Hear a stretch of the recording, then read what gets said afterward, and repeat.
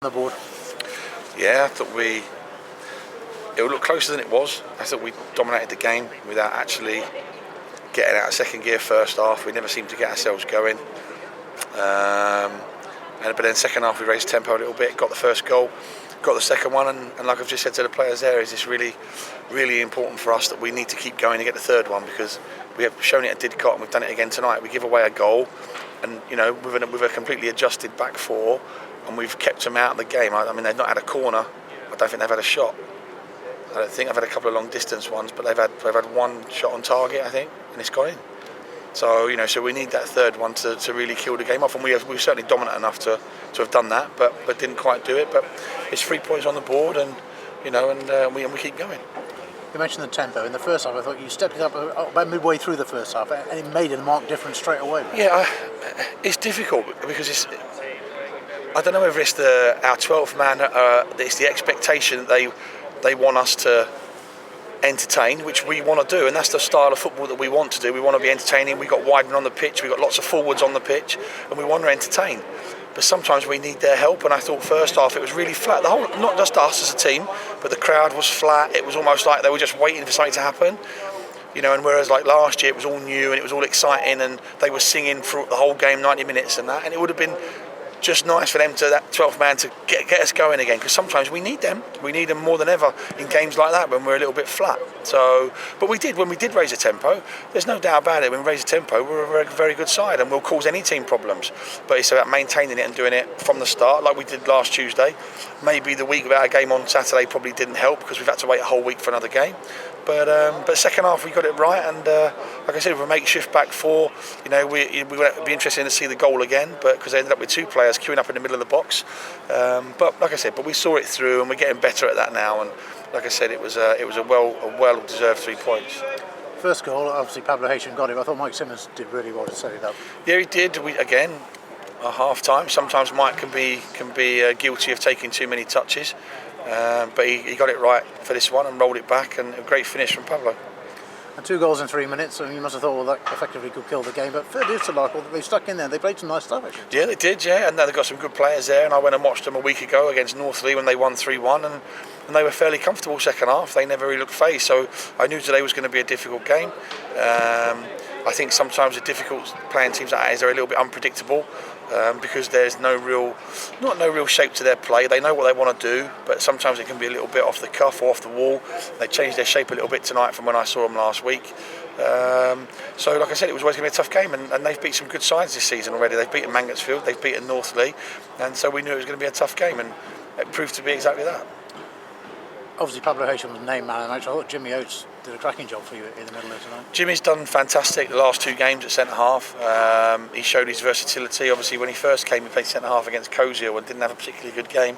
But he's learned from that, and he's a different player now than he was. Even 6 months ago, he's a different player again, and he's shown at right back or centre half he's more than comfortable, more than capable of moving up through the leagues, and playing in them positions. Because I thought he's got pace and power, and he's a good athlete. He's great in the air.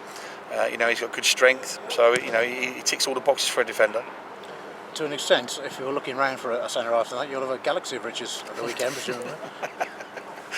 Yeah, maybe. Well, like I said, Ryan's band's finished. Obviously, Mark's come in, his band's finished.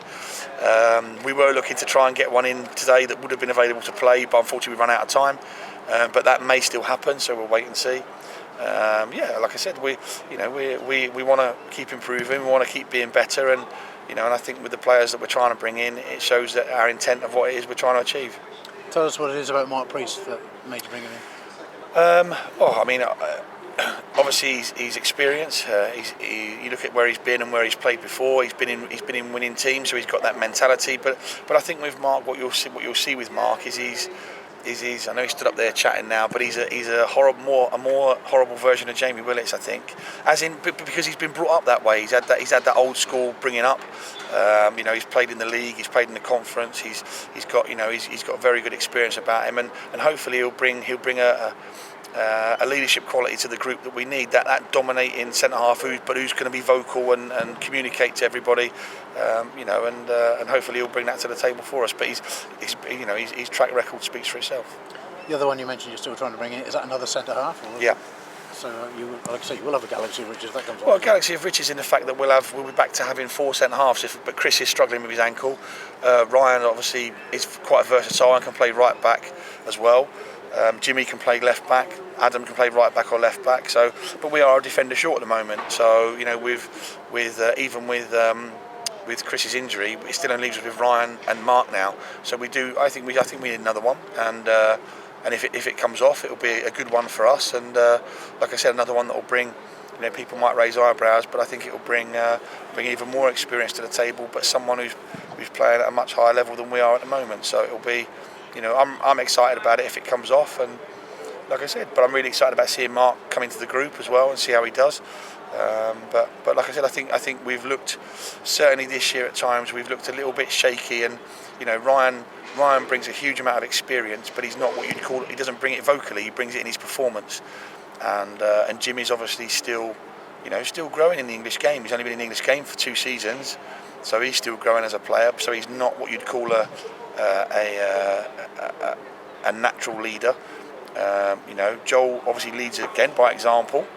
So we need someone a bit more vocal who can talk to players in front of them, organise and G people up. And like I said, and that's what I think we need that right now. We need that extra comfort of players in front to actually know that maybe we could keep a clean sheet, because it'd be nice to keep it. We should would have been nice to have kept one tonight, but wasn't to be. But as long as we keep picking up 3 points, we'll always be happy.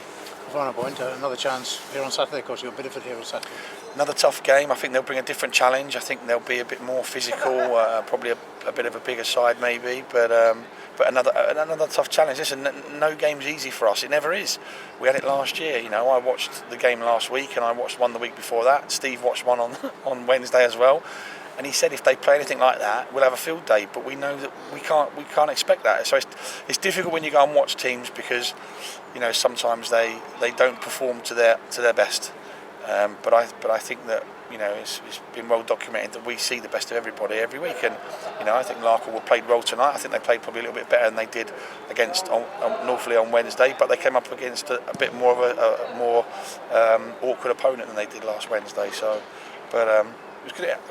There's no easy games in this league for us. They're all going to be tough, and sometimes we're our own worst enemies. But we got to keep picking up 3 points like we are, and we'll see where we'll be in a few weeks' time. Thanks, Pete. Thanks.